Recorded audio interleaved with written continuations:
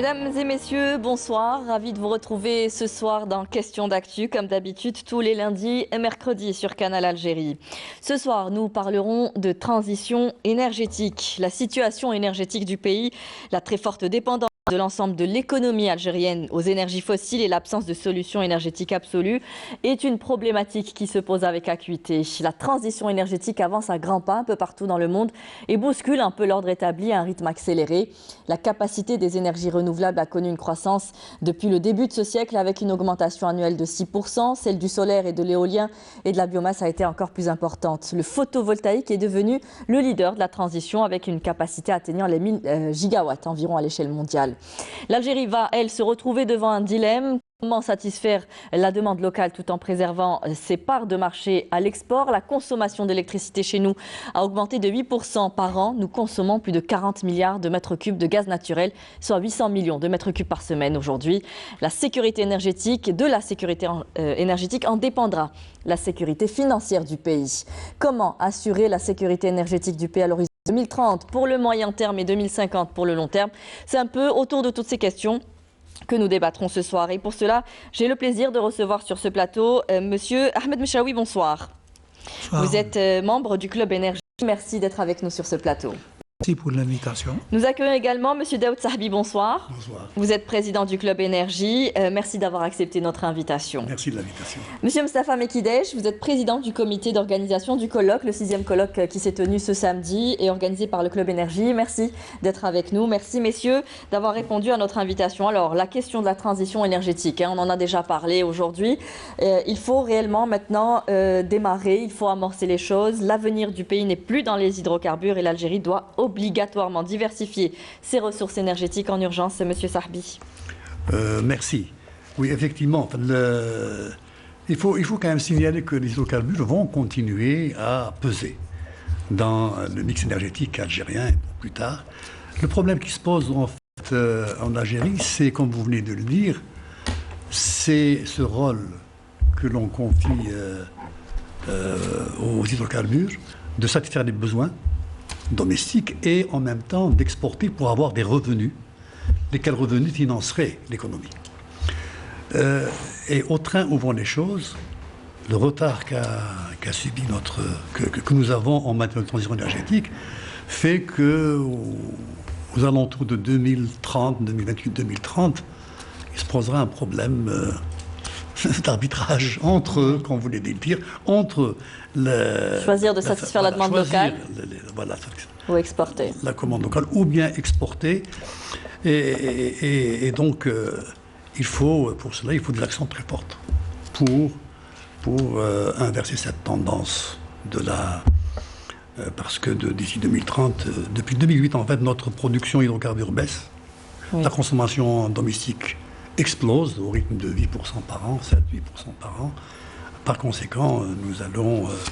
Alors on pense à chaque fois avoir pris l'importance, à mesurer l'importance de passer vers un nouveau modèle énergétique, mais on est un peu rattrapé à chaque fois peut-être par les prix des barils qui remontent et qui finissent par nous rassurer et on recule un petit peu sur la démarche qui devait être lancée, celle de la transition énergétique. Qu'est-ce qui fait qu'aujourd'hui, on n'a pas encore réellement amorcé le démarrage?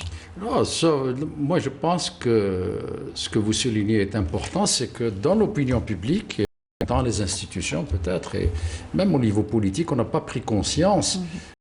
En fait, nous avons quitté, si vous voulez, que la rente des hydrocarbures est en train de s'épuiser, qu'elle est derrière nous.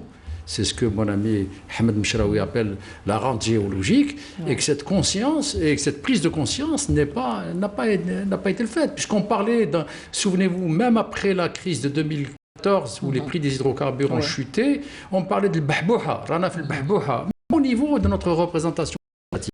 Donc en vérité, il fallait là déjà donc c'était le signal d'alerte. D'autant que notre chute de la production des hydrocarbures était intervenue depuis 2007. Et je pense que dans les communications qui ont été faites, notamment celle de Ahmed, elle apparaissait clairement et que cette chute, elle est inexorable. Donc c'est pour ça que dans notre colloque, nous avons d'abord essayé d'écarter les visions de politiques qui soient des politiques segmentées dans l'énergie. Or, jusqu'à l'heure actuelle, ces politiques sont segmentées, c'est-à-dire qu'on s'intéresse à l'énergie qui est d'origine fossile, et puis ensuite on va s'intéresser à celle des renouvelables, etc., de façon séparée, alors qu'en fait l'énergie elle est une et il va falloir la broder de façon globale. C'est l'affaire de tous et les citoyens également. L'autre aspect, c'est qu'on ne peut pas, si vous voulez, opposer la transition énergétique et la sécurité énergétique, et ça c'est un aspect qui a été pris en charge dans ce colloque-là. Oui, justement, c'est un peu la nouveauté qu'on retrouve dans ce colloque, M. Mchaoui, c'est qu'aujourd'hui, de la sécurité énergétique dépendra notre sécurité financière. Certainement. Je pense qu'aujourd'hui, il va falloir introduire un nouveau concept aussi dans la réflexion, c'est le mix de production. Parce que de toute façon, dans tous les cas de figure, les hydrocarbures vont continuer. Oui, on ne pourra pas se passer des énergies fossiles. Etc. On ne peut pas se passer. Et là, il va falloir introduire les nouvelles sources d'énergie et faire un modèle de mix de production. D'abord. Donc, pour savoir exactement qu'est-ce qu'on produit de telle ou telle source. Connaître nos potentialités. Absolument. Aujourd'hui, le mix de production, il est limité à 99,99% aux énergies fossiles.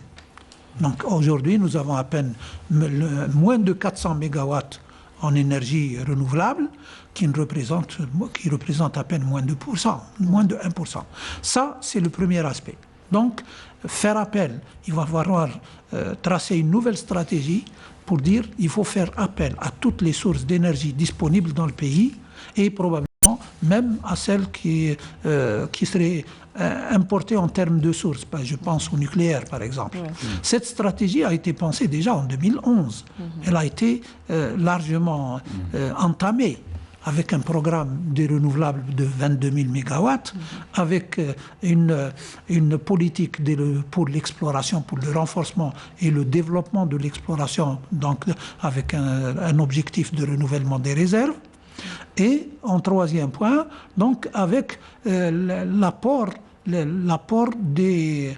donc il y a le programme des renouvelables, l'exploration, et puis aussi l'augmentation de la capacité de production en termes de gisement, c'est-à-dire en termes de récupération secondaire, tertiaire, etc. Donc il y avait, et cette stratégie aujourd'hui, il faut l'affiner. Il faut avoir une stratégie pour dire voilà ce que nous devons atteindre. Aujourd'hui, on parle par exemple des 15 000 mégawatts d'ici 2035. Ces 15 000 mégawatts, qu'est-ce qu'ils vont représenter dans le mix de production? Nous sommes à 4 000 mégawatts. Non. Non, si on doit parler des énergies renouvelables. 1000 mégawatts. Nous sommes à 400 aujourd'hui. À 400. À 400, c'est tout. Oui. C'est tout. Et donc, l'objectif final, c'est de la transition. Donc il faut lui tracer un objectif final, c'est de pouvoir identifier notre mix de production à l'horizon 2030, à l'horizon 2040 et à l'horizon 2050. On en est encore là à devoir identifier le mix énergétique. On parle de maîtrise d'une transition énergétique anticipée dans votre cas. Oui, tout à fait. Est-ce qu'on parle encore d'anticipation à l'heure actuelle, messieurs? Bien sûr. Écoute, comme vient de le dire c'est Ahmed, la nécessité, d'ailleurs en 2014, juste avant la baisse drastique des pétroles, en février 2014, nous avons fait notre premier colloque sur la sécurité énergétique. Nous avions montré dans ce colloque-là que vers 2030, 2035, on serait dans cette situation d'un arbitrage entre ce qu'il faut pour le pays et ce qu'il faut pour l'exportation. Donc, ce n'est pas nouveau. Alors, la transition maîtrisée, c'est savoir à quel moment, dans tout cela, telle ressource énergétique doit être injectée dans le mixte. On ne va pas injecter toutes les sources d'énergie. Il faut les travailler et prévoir l'échéance ou planifier quand les différentes sources vont intervenir. Mais est-ce que nous avons justement toute la législation qui permet de le faire aujourd'hui? Moi, je voulais revenir sur des concepts d'abord. J'ai parlé du mix de production. Et il y a le mix de la consommation. En général, le mix énergétique dont tout le monde parle, il concerne la consommation essentiellement. Pour dire voilà, nous consommons de l'électricité, nous consommons avec de l'électricité qui vient du gaz à 99%. Il va falloir changer cette consommation, en faire, par exemple, une consommation 35 ou 40% à partir des fossiles, et le reste viendrait des énergies renouvelables. Et puis, il faut identifier les énergies renouvelables. J'allais vous poser la question. Voilà. Il faut les identifier. Bon, nous savons, par exemple, c'est pour ça que je disais les sources d'énergie. Donc, la plus grosse source d'énergie, elle est reliée au solaire. Donc, c'est le solaire. C'est comme ça qu'on est en train d'avoir la perception. Mais il y a des ressources, par exemple. L'éolien, il suit un peu le solaire également, mais il y a la géothermie, il y a, je me rappelle, dans le screening qu'on avait fait, il y avait le charbon aussi, qu'on voulait vérifier. Il y a eu même une étude de faisabilité pour la mine de charbon de Béchar. Bon, je pense que la conclusion était de dire on oublie.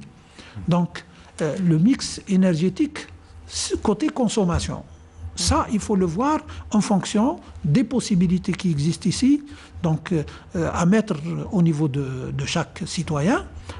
Quand on va vers les énergies renouvelables, moi je peux dire qu'on a une chance extraordinaire avec les énergies renouvelables. On a plusieurs possibilités. En termes de dimension de projet.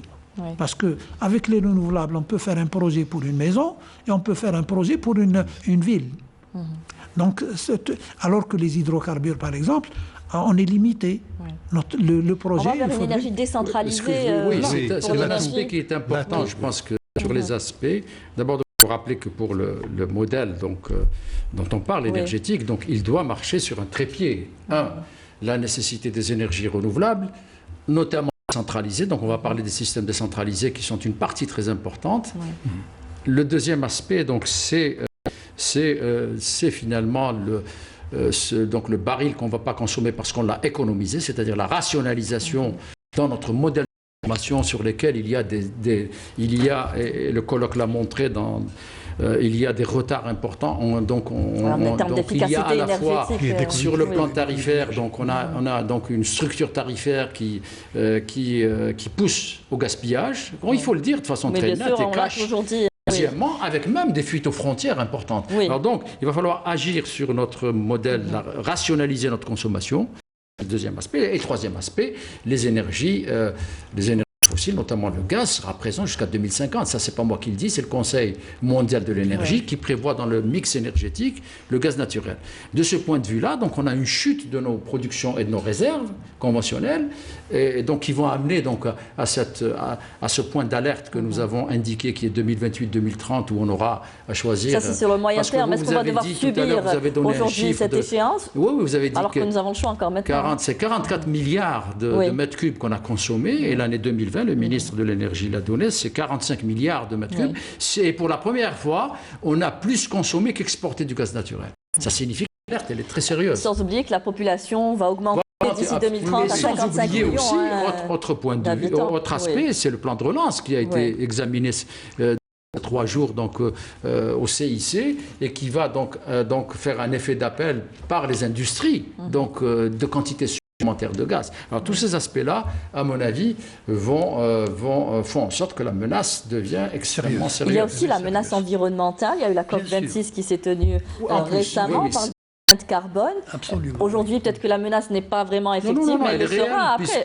Elle est réelle, y compris dans les investissements, dans le financement des investissements hydrocarbures qui ne vont plus être le cas dans les pays développés qui disent tout ce qui est, on ne va pas autoriser nos opérateurs à financer les opérations. Et pour l'Afrique, ça pose un vrai problème, parce que le président Macky Sall, par exemple, donc on en a parlé lors du sommet Afrique-Chine, en disant, moi j'ai des réserves de gaz et de pétrole, j'ai des besoins d'énergie, et maintenant vous ne voulez plus venir cofinancer avec moi. Ça, c'est une menace. Quel serait notre avenir aujourd'hui avec cette empreinte carbone qui devient réellement effective et réelle, ou en tout cas la menace est bien présente? Oui, la menace effectivement est présente. Elle concerne nos exportations. Oui. Puisque l'empreinte de carbone est calculée depuis l'extraction jusqu'à la consommation finale. Par conséquent, on est concerné par l'exportation. Mais qu'on vient de dire... C'est-à-dire que ça nous reviendra cher, ou plus cher, oui, ça reviendra et qu'il cher. faudra peut-être développer une industrie de transformation aujourd'hui, ne plus... il faut aussi penser à cela, hein, peut-être... Ça fait partie de la stratégie. C'est une stratégie globale qu'il faudrait penser aujourd'hui Une pour stratégie intégrer. d'adaptation, Vas-y. d'adaptation donc à ces changements, ces bouleversements au niveau mondial. Il faut que nous nous adaptions à cet ensemble de bouleversements. Mais il faut en même temps, Daoud, donc sauvegarder nos positions, parce que en tant qu'exportateur, on est menacé. Oui. C'est ça ce que je veux dire. Ouais. Oui, alors, mais ceci dit, nous avons des réserves. Nous avons des réserves d'hydrocarbures. Nous n'allons pas sacrifier ces réserves-là au nom de... Il faut les préserver, au contraire. Absolument. Bien, d'autant que, du reste, les pays africains, toute l'Afrique, ou les pays en voie de développement, ne sont responsables que de 4% des émissions de gaz à effet de serre. Alors, on ne doit pas donc leur faire payer quelque chose auquel ils payent très très très très peu.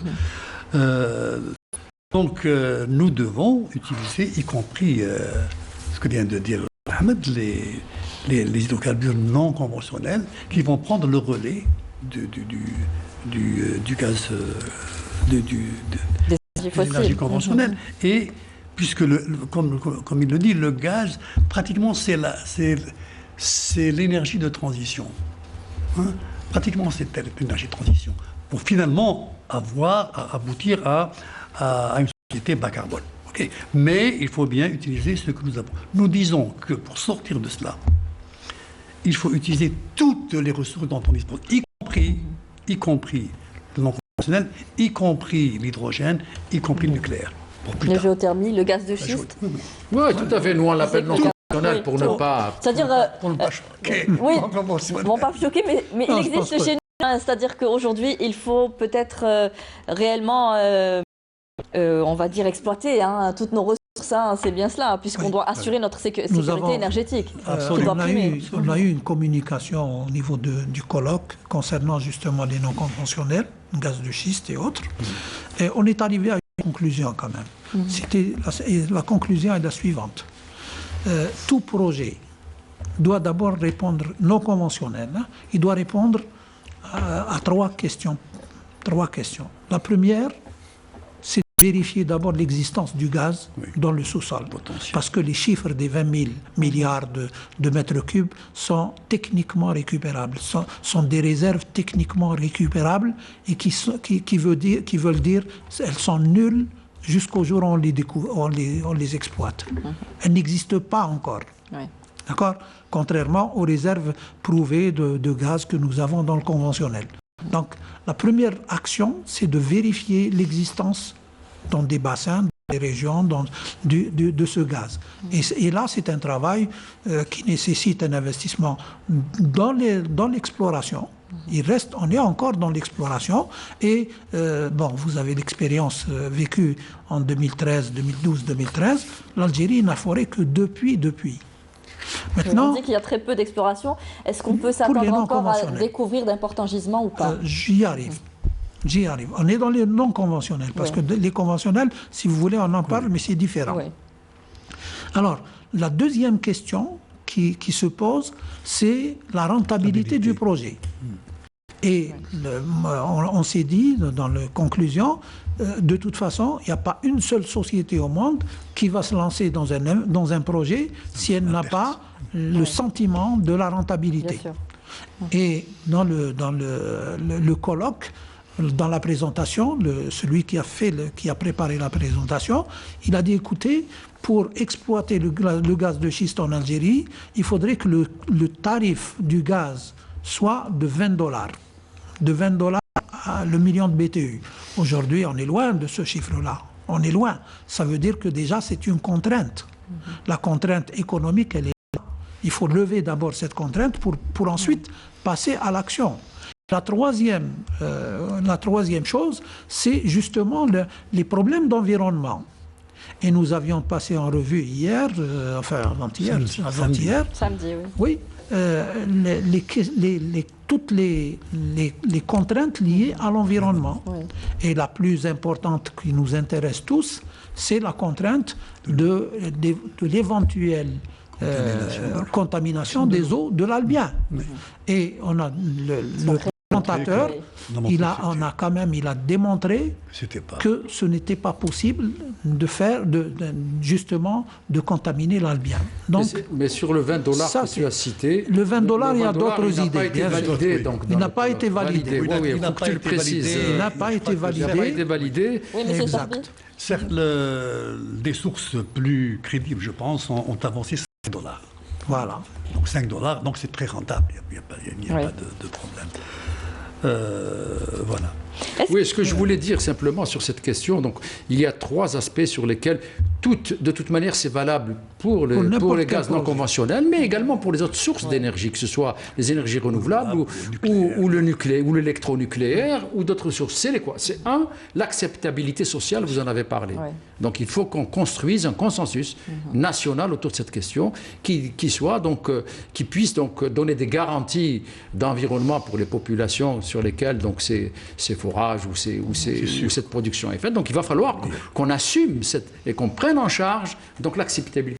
Le deuxième point, c'est que c'est l'aspect économique et financier. Donc on est sûr que pour les conventionnels, donc il n'y aura pas de rente. C'est une opération industrielle qui garantit la sécurité du pays, même si donc ce qu'on retire comme rente est pratiquement nul. Donc c'est une opération industrielle. Et le troisième aspect... Ça développera l'industrie. Hein, tout à fait, ça développe absolument. Ça va diversifier l'économie également. Et sur ça, les menaces sont encore réelles par rapport au reste du monde, notamment les pays développés, qui disent donc nous allons mettre des barrières à l'entrée pour tout ce qui est exportation de gaz, qui va nous coûter donc beaucoup. Donc tous ces aspects devront être pris en charge collectivement dans mon continent en Afrique, car ce n'est pas que l'Algérie qui est concernée. Il y a l'Angola, il y a la Libye, il y a la Tanzanie, il y a d'autres pays producteurs, il y a le Sénégal. Et puis il y a des populations qui n'ont pas accès. Tout à fait. Alors que l'Afrique ne consomme que 3% des productions d'hydrocarbures produites dans le monde. Et donc ça, c'est une inégalité importante. Hein. Aujourd'hui, ce qui est ressorti également de ce colloque, c'est de faire le point sur les erreurs du passé pour ne pas justement les reproduire dans le futur. Alors c'était quoi les erreurs qu'on ne doit pas reproduire aujourd'hui ? La première erreur, c'est la première constatation, c'est le manque de continuité dans la politique ou dans la vision. Oui. Et ça, c'est dû à l'instabilité essentiellement. Ça, c'est l'une des erreurs qu'il faut corriger rapidement. Il faut qu'il y ait une vision globale sur laquelle on s'inscrit, peu importe la politique du moment, mais... La personne ou la politique, etc. Il faudrait qu'il y ait une stratégie qui vise le très long terme. Voilà. C'est-à-dire, il faut se dire, c'est pour ça que j'avais parlé du mix de production, c'est-à-dire qu'il va falloir se projeter à l'an 2060 aujourd'hui et se dire voilà mes capacités, voilà mes ressources, voilà les choses et voici comment je vais faire.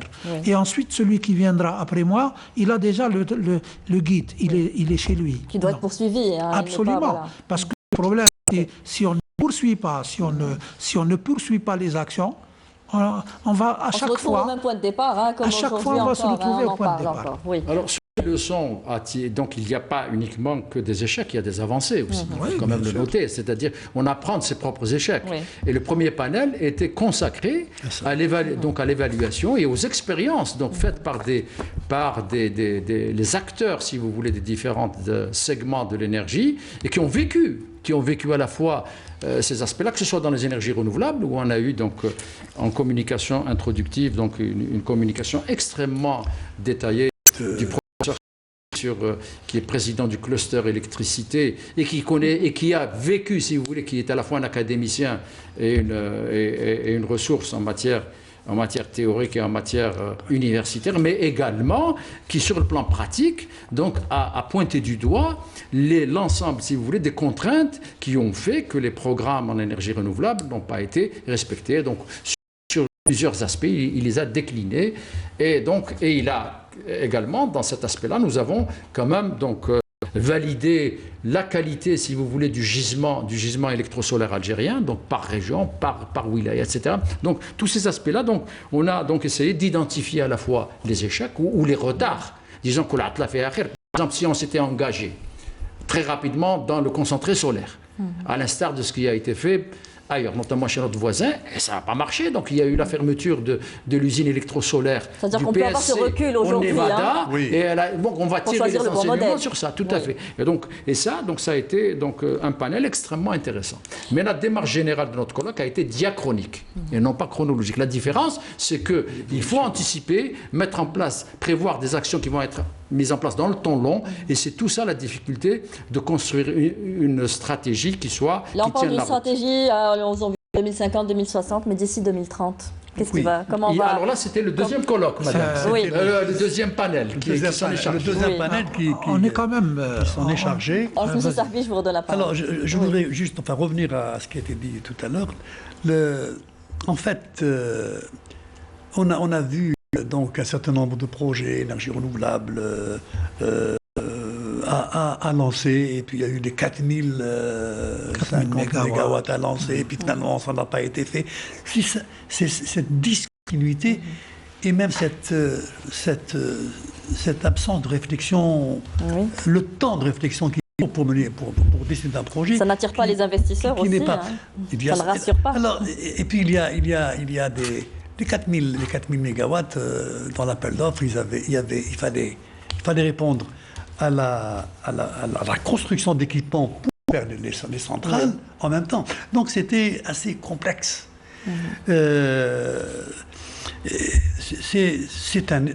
On doit donc tirer des leçons, à savoir que séparer ce qui est équipement et autres de la centrale de la production, l'intégration. Sur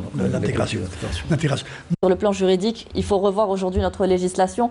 Monsieur Yassara qui était là, qui fait partie du commissariat des énergies renouvelables, qui est président du commissariat des énergies renouvelables, qui regrettait justement le fait que dans certaines écoles où des panneaux photovoltaïques ont été installés, qu'il y a eu un surplus d'énergie, mais qui n'a pas pu être réinjecté Alors ça, c'est le problème dans le réseau. C'est l'un des problèmes qui a été évoqué dans les trois présentations, dans les trois panels des énergies renouvelables que nous avons choisi de présenter en premier, parce que c'était donc l'accès au réseau et la commercialisation et le marché finalement de l'électricité et des tarifs pose un vrai problème. Nous avons donc une TWILAB qui était l'un des responsables du réseau de Sonelgaz et qui connaît très bien la question, nous a fait une excellente présentation sur les difficultés qu'il y a donc à accéder et comment accéder au réseau de distribution par les producteurs, que ce soit les ménages ou que ce soit même donc les industriels. Donc lorsqu'ils veulent commercialiser leur électricité,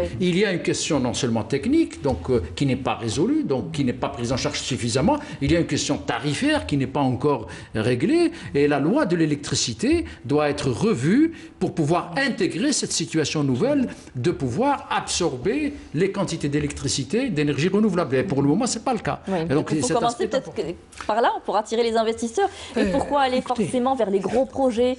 Et on l'a vu dans d'autres pays, c'est des startups qui se sont lancées dans les énergies renouvelables. Faciliter aujourd'hui l'accès à cette ressource. L'un des problèmes qui ont été soulevés d'ailleurs et qui sont connus de tout le monde, c'est ce problème de climat des affaires. Aujourd'hui, moi personnellement, je dis qu'il faut changer le climat des affaires. C'est-à-dire qu'il faut remettre tout à zéro et repartir avec de nouvelles règles pour le fonctionnement de l'économie du pays. On a évoqué un exemple. Réformer tout le secteur de l'énergie aussi, avec ses infrastructures. Non, pour le climat des affaires, ça concerne tous les secteurs. Le climat des affaires, il commence par, si on veut des étrangers, quelle est la première action qu'un étranger va faire? Eh bien, il va demander un visa. Si on ne lui donne pas le visa dans les délais, ou si on lui demande des papiers pour ce truc-là, qu'est-ce qu'il fait? Eh ben, il ne vient pas. Il vient Faciliter pas. l'investissement, moins de bureaucratie, plus de stabilité juridique, il faut s'attaquer aux petites choses. La réalité, c'est celle-là. On pense que le visa, c'est très simple, c'est quelque chose de facile. Eh bien non. Ça peut être un frein. Non, c'est un frein. Et puis, quand on regarde dans tous les secteurs d'activité, c'est-à-dire le ministère du Travail, il faudrait qu'il repense sa politique vis-à-vis de l'investisseur local ou étranger. Il y a tout ça. Quoi, il faut une volonté politique derrière, on le Il voit. faut- Il faut une Ces volonté. dernières Oui, il faut années, une volonté Il y a politique. il y a eu Je crois- plusieurs annonces dans ce sens. Si Oui. vous permettez, d'abord, on parle de transition énergétique depuis une année, on en a parlé sur ce même plateau. Il y a eu quelques actions qui ont été menées. Il y a eu le ministère de la Transition énergétique. Il y a eu cette annonce récente du chef de l'État qui a appelé à ce que les institutions publiques soient dotées d'équipements solaires. Est-ce il faut une volonté politique derrière pour pouvoir Bien sûr, il faut une prendre volonté le train en politique. marche? Oui, mais elle ne suffit pas. Elle est nécessaire, c'est un préalable, elle est nécessaire. Mais on a un arsenal de lois qui ne répondent pas, qui sont, il y a des réalité. trous. Il y a des trous. Donc il y a pour améliorer le cadre réglementaire. Oui. Par exemple, avant tout, d'une part, d'autre part, il ne s'agit pas. Vous avez un panneau photovoltaïque, vous voulez de l'électricité. Le surplus, vous n'allez pas comme ça le mettre dans le réseau. Il faut mettre à niveau le réseau existant de telle sorte qu'il puisse accepter et absorber le surplus que l'on. Donc il y a une mise à niveau des infrastructures de distribution, de transport et de distribution. Améliorer le cadre réglementaire, définir des acteurs en jeu. Est-ce que Sonatrach va être à l'avenir seul? Est-ce qu'il y aura des privés? Comment se font les échanges? En fait, on parle d'échanges. Comment vont se faire les échanges et à quel tarif? Aux enchères, tarifs, tout cela, il faut les préciser dans un texte de loi. Je pense peut-être. Vous savez, le climat des affaires, il concerne d'abord les nationaux. Oui. Et si les nationaux n'ont pas la possibilité de développer leur génie chez eux, c'est déjà un problème. Regardons par exemple, tu permets, la Constitution n'interdit pas aux Algériens d'investir dans le secteur des hydrocarbures, par exemple. Oui. La loi sur les hydrocarbures n'interdit pas. Et pourtant, il y a des procédures qui font le blocage. Oui. Non, mais il y a eu quand même des signaux positifs qui ont été émis. Donc le fait, à un moment donné, dans le doing business notamment, et dans le qui est par ailleurs, donc, dont il faudra vraiment juger de la méthodologie, où il y a des aspects politiques. Donc le fait que le 49-51 ait été enlevé, c'est un grand signal qui a été émis pour les investissements étrangers. Ça, il y a pour les eu gros aussi investissements. Absolument. Il y a aussi sur la nouvelle loi, la formule de nouvelle loi sur les hydrocarbures, donc qui a donc facilité sur le plan fiscal les opérations pour les investisseurs étrangers dans le domaine des hydrocarbures. Il y a aussi un certain nombre aussi de situations. C'est la bureaucratie. Donc, sur le plan institutionnel, c'est pas encore clair qui fait quoi. Donc, on a une loi sur l'électricité qui n'est plus adaptée. On a le ministère de l'Énergie, le ministère de la Transition énergétique, et puis le fait on a Sonagas, Sonatrach, le commissariat. Tout à fait, c'est-à-dire qu'aujourd'hui, on ne sait pas qui... Tout à fait segmenté, donc d'avoir deux ministères différents pour traiter de l'énergie, c'est peut-être une bonne chose sur certains aspects, mais ça fait un commissariat. Ça peut créer des querelles et des tensions entre les deux. Ça fait donc beaucoup trop, donc, et pour celui qui veut investir. On a parlé du Conseil, hein, tout à fait. Justement, pour les grands arbitrages dont on a parlé dans une vision de long terme, mais également dans une vision stratégique de sécurité, il y a donc la redynamisation que le président de la République a indiqué du Conseil national de l'énergie, qui doit, lui, par contre, qui devrait relever de la présidence. Voilà, tout à fait. Donc, et qui regroupe les acteurs les plus importants et qui va donc devoir, sur les grands choix stratégiques, trancher, parce qu'il va falloir trancher à un moment donné. Oui. Alors, je voudrais peut-être améliorer un concept. La sécurité énergétique, de toute façon, elle est garantie et assurée par l'État. C'est la responsabilité de l'État. Oui, bien sûr. Donc, on n'a pas à s'inquiéter sur la sécurité énergétique du pays, parce que ça fait partie des responsabilités. La loi sur les hydrocarbures le dit clairement, la priorité est toujours donnée au national. Donc, sur le plan de la sécurité, il n'y a pas à s'inquiéter. Par contre, il faut s'inquiéter simplement sur la rente. Est-ce qu'aujourd'hui, de toute façon, les revenus, depuis quelques années, ces dernières années, les revenus de l'exportation, des exportations d'hydrocarbures, ne suffisent plus au pays. C'est pas possible. Cette année, on s'attend à 30 milliards de dollars de revenus. L'année dernière, c'était à peine 20. Et les besoins du pays ne feront qu'augmenter dans la mesure où on veut développer l'économie, on veut développer les industries. on veut développer la transformation des hydrocarbures et tout ça, ça nécessite des investissements et ça nécessite aussi beaucoup d'orientation. Un financement derrière. Et justement l'État ne peut pas toujours... Oui, dans ce cadre-là, ce qui a été indiqué là est extrêmement important et ça a été la conclusion de notre communication introductive qui a fait l'objet de plusieurs centaines d'heures de travail dans le comité d'organisation. C'est celle de dire que finalement, il faut qu'il y ait, du point de vue de la sécurité financière, un changement de paradigme, c'est-à-dire que tout ce qu'on dit sur l'énergie doit être encastré dans le nouveau concept et allumer d'autres moteurs de la croissance. Parce que la rente des hydrocarbures est épuisée et elle a commencé à diminuer, mais d'ici 2030... Alors, j'ai ce chiffre de votre communication. En 2040, selon les projections actuelles, les hydrocarbures continueront à représenter près de 58% de la demande mondiale d'énergie, avec 32% pour le pétrole et 26% pour le gaz. Oui. En 2050, tu permets que je termine. Oui. Je parle simplement du point de vue national. Oui. Du point de vue national, si vous voulez, les recettes financières issues de la rente pétrolière, seront nettement insuffisantes et puis ils vont disparaître. Ça veut dire quoi? Ça veut dire qu'il va falloir allumer d'autres moteurs de la croissance. Et ça a été un peu toute la problématique des 3 journées. Maintenant, Il faut diversifier davantage l'économie nationale pour avoir d'autres ressources à l'exportation et desserrer la pression qui s'exerce sur ce. Juste pour fixer les idées, les revenus de 2008 ont atteint un peu plus de 70 milliards de dollars, 77 milliards de dollars. Et depuis, la tendance est à la baisse. On a clôturé 2020 avec 20 milliards pour une population de 44. Et la demande il ne faut pas oublier que le citoyen algérien, grâce au confort qu'il a acquis, etc., consomme plus de toute façon.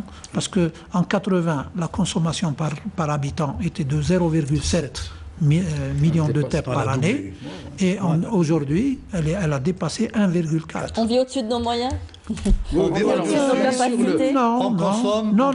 je pense que c'est une bonne chose. C'est une bonne chose à condition d'éviter le gaspillage. C'est toute la question, le gaspillage.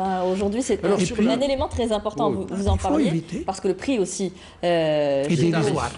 Est dérisoire. Sur cet aspect des choses, le colloque a enregistré dans sa communication introductive le fait que dans l'article 187 de la loi des finances 2022, il est question donc de revoir cette question des subventions. Et au centre, ça reste donc les subventions implicites ou explicites du secteur de l'énergie qu'il va falloir remettre sur la table. Donc, tout en préservant bien sûr les couches tout en protégeant ceux des ménages qui consomment le moins pour protéger leur... L'autre aspect des choses que je voulais signaler, c'est que la piqûre de rappel que nous ne sommes plus dans une économie où la rente va tout couvrir, c'est ce qui s'est passé donc avec le Covid.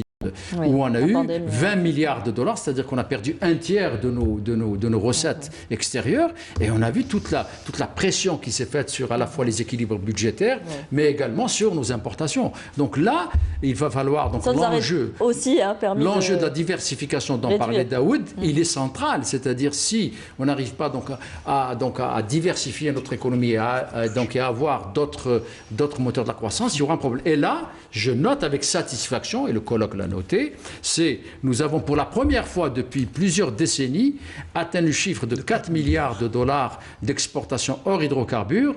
Or, dans toutes les décennies précédentes, y compris avec tous les discours, etc., qui avaient été faits, on ne dépassait pas 2 milliards de dollars d'exportation. Et ça, c'est un élément qui peut être un frémissement tout à fait positif, en tout cas que nous avons noté au sein du colloque. Est-ce que nous avons les technologies, le savoir-faire pour amorcer ce démarrage?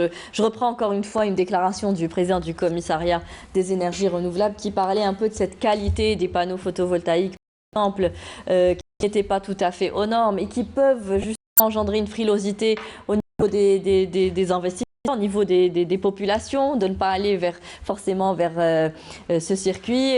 On veut aujourd'hui toujours avoir de l'électricité par le biais conventionnel et pas et ne pas aller vers cela. Est-ce que nous avons les capacités, les moyens d'aller vers cette technologie? C'est pour ça qu'il ne faut pas de politique segmentée. Je vous donne un exemple de mon village. Il faut qu'il y ait un contrôle aussi. Où par exemple, la population qui est dans les montagnes souhaite avoir du gaz, donc du gaz de ville dans la cuisine, ce qui est tout à fait normal. Mais par contre, alors qu'au lieu de choisir, si vous voulez, d'avoir un pipeline ou une conduite de distribution qui va dépenser de l'énergie pour la monter jusqu'à ce piton, il peut y avoir des installations d'air propané qui ont été faites avec succès dans les années 70, etc., ou donc dans des villes comme Ouargla, par exemple. Je me souviens qu'on avait inauguré cette installation avec l'ex-ministre Nabi Belkacem Rahmou. Donc en attendant que le gazoduc arrive ou que la distribution arrive, on installe, si vous voulez, des aires d'air propané qui alimentent les ménages, qui alimentent toutes les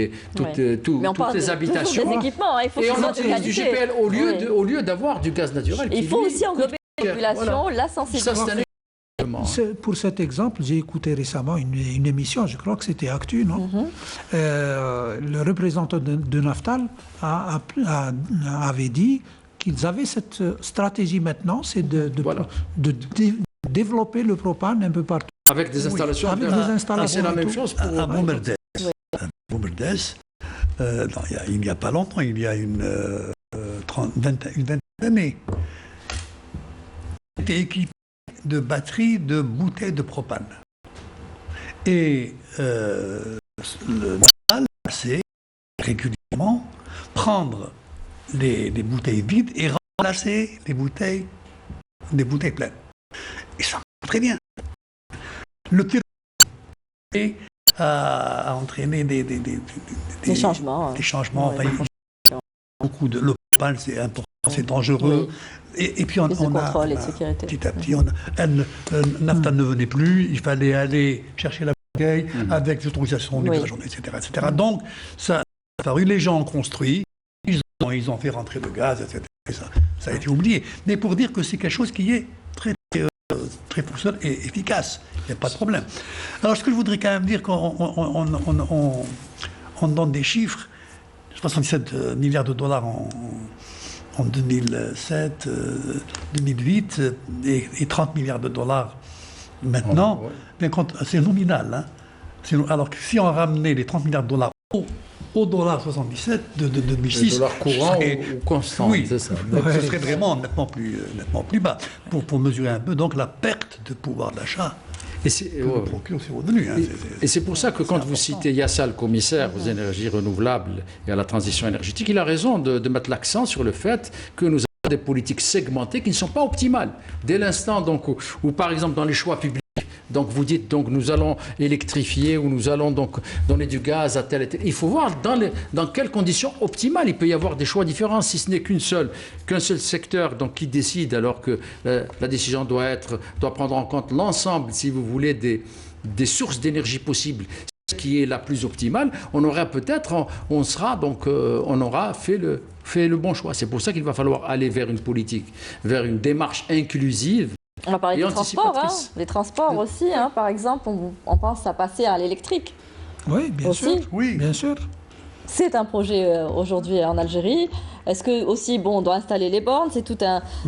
Oui, mais entendons-nous, si on passe à l'électrique avec de l'électricité qui est produite avec du gaz... Non. On n'aura pas avancé. Donc ce n'est pas l'urgence maintenant, il faudrait commencer par... Non, il faudrait le faire avec de l'électricité produite avec de l'énergie renouvelable. Verte, quoi. Donc commencer d'abord par... Vous savez, c'est comme l'hydrogène. L'hydrogène. Donc on a eu une excellente communication, d'ailleurs, du directeur des programmes du commissariat aux énergies renouvelables et à la transition énergétique, qui nous a indiqué donc que nous étions là aussi en retard par rapport aux autres pays de la région, alors qu'on aurait pu là aussi avoir plus. Mais je pense que là, il peut y avoir donc le potentiel qui existe. Donc il a signalé dans sa communication que le potentiel qui existe en Algérie peut nous permettre d'aller très vite. Mais simplement, là aussi, il va falloir donc investir. Investir. Absolument investir. Et investir avec ces infrastructures. Alors, il va falloir ouvrir des types d'investissements de financing. Il va falloir être moins frileux dans l'utilisation, si vous voulez, de financements qui peuvent provenir de l'étranger.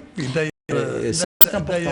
À ce propos-là, là aussi, c'est demander pourquoi, pour les fossiles, on fait appel à l'investissement étranger, qui viennent donc investir. Et pour le renouvelable, on ne fait pas. Oui, Oui, c'est vrai, c'est assez paradoxal. C'est assez paradoxal. paradoxal. Parce que tout ça, c'est la segmentation. Donc, c'est Oui. des politiques qui ne sont pas vues de façon Et puis cohérente. on disait toujours que les énergies renouvelables coûtaient cher. Or, avec les nouvelles technologies, ça coûte. le prix a baissé. Ah oui, oui. Ça a baissé certainement, mais de toute façon, nous sommes dans une situation particulière. Aujourd'hui, nous avons on a une suffisance en matière d'électricité. Des capacités sont là pour garantir l'électricité jusqu'en 2028 sans aucun investissement supplémentaire. Déjà, ça nous fait freiner 2028, dans l'engagement des énergies renouvelables. Parce que si on réalise une centrale de 1000 MW aujourd'hui, renouvelable, ça veut dire qu'il faut soit utiliser et autrement mettre à la une centrale à gaz. Et ce n'est pas rentable aujourd'hui. Ce n'est pas économique d'agir de cette manière. Donc, anticiper, mais ne pas se précipiter. Hein. Absolument. Et c'est pour ça que dans le troisième panel, on a eu une excellente présentation du professeur Hamid Aïd Abdelrahim qui nous a parlé donc de ce qu'on appelle les SMR, Small Medium Reactors. C'est-à-dire que finalement, l'électricité nucléaire, c'est pas les EPR, les grandes centrales de 2000 ou 3000 MW, c'est aussi, on peut se modulariser et donc gérer et même utiliser ça. C'est dans la communication. Il y a plusieurs pays qui se sont passés du nucléaire, d'autres qui reviennent. On a l'Allemagne, on a le Japon, après Fukushima. Alors qu'on a un commissariat à l'énergie atomique, on a donc également donc, une expérience qu'on a, puisque nous avons 2 petits réacteurs, un à Draria et l'autre donc à Ain Oussera. Donc il va falloir donc revenir à cette possibilité donc d'avoir de l'électricité donc modularisée en fonction des régions isolées, les régions du sud, et exactement pouvoir produire par exemple de l'eau dessalée. Ça a été la communication donc, du docteur Chafi Abid qui travaille sur ces questions. Avec utiliser, si vous voulez, générer sur le plan électronucléaire de l'énergie, mais en même temps dessaler l'eau de mer. Alors toutes ces solutions, il faut les maturer, les valider évidemment, à l'aune évidemment des financements qu'il faut trouver, à l'aune également des technologies qu'on doit maîtriser. Et je pense ce sont des choix stratégiques qu'il va falloir opérer, valider au niveau du Conseil national de l'énergie pour y aller de façon directe et non pas en hésitant, en ne sachant pas, on passe la moitié du temps à hésiter et l'autre moitié à regretter. Alors, comme ça a été fait dans certains cas. On a parlé de l'hydrogène vert, on a parlé du nucléaire, on a parlé de la géothermie. Hein. Nous possédons 280 sources de ce genre dans le pays, et ce qui pourrait nous aider à construire des centrales électriques avec la géothermie. Il y a aussi 15 barrages hydroélectriques, mais nous ne produisons que 15 mégawatts. Non, parce qu'il n'y a pas d'eau. Nos barrages n'ont pas été pensés pour l'hydroélectricité. Leur rôle, c'est d'alimenter l'agriculture, d'alimenter les citoyens. C'est ça le rôle principal. L'hydroélectricité. Sachant que, je reprends une des déclarations du professeur Chetour, qui disait que chaque mégawatt récupéré est l'équivalent d'1 million de dollars. Ce qui est assez conséquent quand même pour les barrages. 1 million, c'est vrai, 1 mégawatt pour le construire, par exemple, en renouvelable, c'est $1 million, c'est vrai. Donc, si on a l'équivalent produit à partir de quelque chose d'autre, c'est bien sûr, c'est de l'économie d'argent. Mais dans tous les cas de figure, et avant d'obtenir, il faut investir d'abord. Et je crois que le maître mot qu'on a retenu d'ailleurs... C'est une stabilité juridique, c'est la stabilité juridique, stabilité, tout ce qu'on veut. C'est encourager les investissements et se rendre compte que de toute façon, nous avons besoin de développer le partenariat. Ce partenariat des années 90 a donné d'excellents résultats dans le secteur des hydrocarbures. Il faut le copier, c'est tout. Et mettre en place une vision il faut le généraliser. Il faut le mettre au niveau des ENR, il faut le mettre au niveau peut-être de l'agriculture, pourquoi pas. Le partenariat, c'est quelque chose qui doit être bâti sur un principe de base qui est connu maintenant, c'est le gagnant-gagnant. Et l'investisseur, qu'il soit algérien ou autre, ou avec une autre nationalité, il sera obligé de produire, de faire travailler donc, des gens, de créer des jobs et de payer ses impôts. Que demande l'État? Puisqu'on parle excusez-moi, hein, d'énergie décentralisée aujourd'hui, permettre aussi l'éclosion de ces start-up, hein, puisqu'on en parle aujourd'hui, pas uniquement les grandes entreprises. Hein. Monsieur Sarbi, je vous donnerai le mot de fin, Monsieur Mekides, puisqu'on arrive à la fin. Vous savez, nous avons le résidentiel chez nous qui consomme Absolument. 35% de l'énergie. Hein. 35%. Alors, dans ce résidentiel, il peut y avoir des actions individuelles. Pour peu qu'il y ait des aides de l'État. Pour peu qu'il y ait des aides de l'État et que le prix du kilowattheure ne soit plus celui-là. Il est un peu plus élevé. J'ai une facture d'électricité qui est très élevée. Ça m'intéresserait d'installer des panneaux chez moi. Donc, et cette perception des choses, elle est valable chez beaucoup de gens. Pour peu qu'ils trouvent leur compte.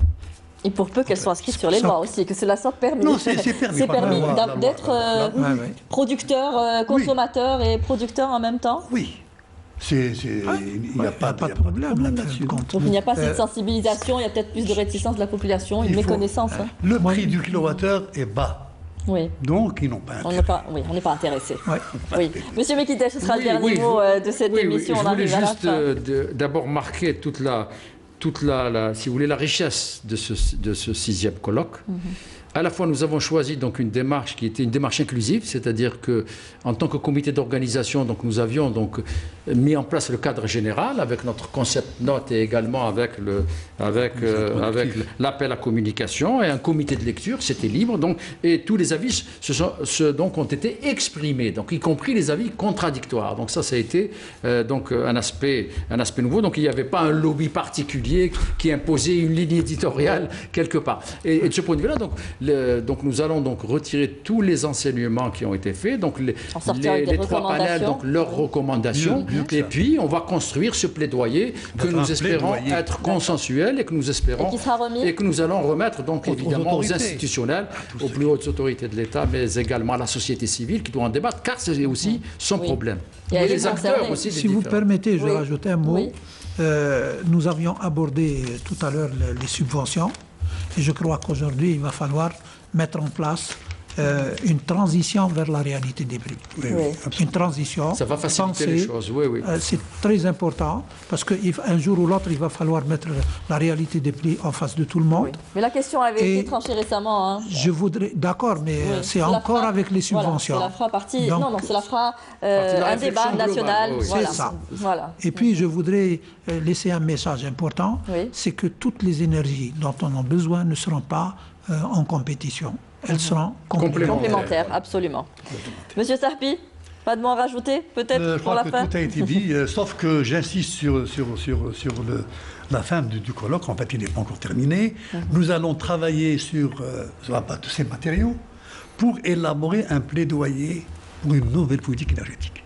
Je rappelle que le colloque se tient depuis samedi, organisé par le Club Énergie. Une journée de samedi, que les recommandations Le comité d'organisation va avoir pour tâche de continuer et d'élaborer ce plaidoyer. Et on voudrait remercier pour cette occasion, vraiment je le dis, les médias, notamment le Canal Algérie, notamment donc la chaîne 1, la chaîne 2, la chaîne 3, et les médias privés aussi, donc qui ont largement couvert notre colloque, ce qui n'était pas le cas dans les éditions précédentes. Et on voudrait à travers vous les remercier. Merci à vous. C'est nous qui vous remercions d'avoir accepté notre invitation et d'avoir été sur notre plateau.